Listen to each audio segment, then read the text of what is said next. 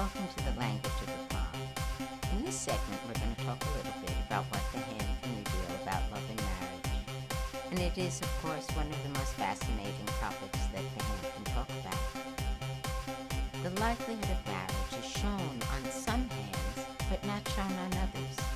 Hands with many lines are more likely to tell us more information because they're impressionable. Hands with many lines, each line is something the mind remembers, and so things make an impression on them. Hands with few lines are less impressionable. They may have just as good a relationship as someone with many lines. In fact, they may have an excellent relationship, but because they take life differently, it doesn't register and is not written on the hand. So it's not a guarantee just because something's not there that it's not going to happen.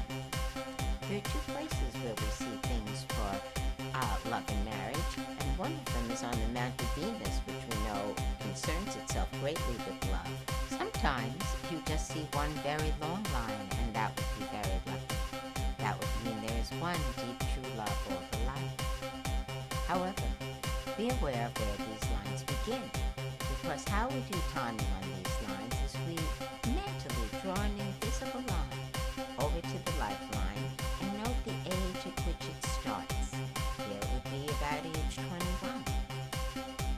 And you note where the line stops. Then you know the age at which the line or the influence of the human being ends. So interestingly, these lines will be found on both hands.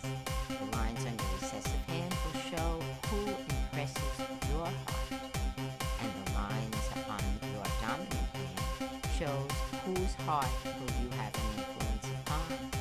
The greatest pleasure is to find lines of equal strength in both hands at the same time, because it shows that influence goes back and forth equally.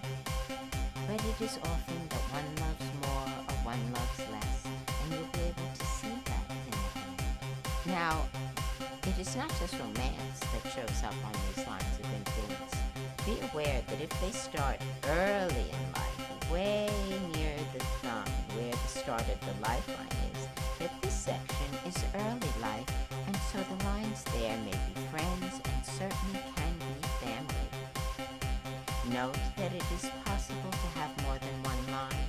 The closer the line is to the lifeline, the more intimate the relationship. The further away from the lifeline, the more they're likely to be friends. Another place that lines are shown that have to do with marriage or affection are called the lines of affection, and they are on the Mount of Mercury. They come in from the edge.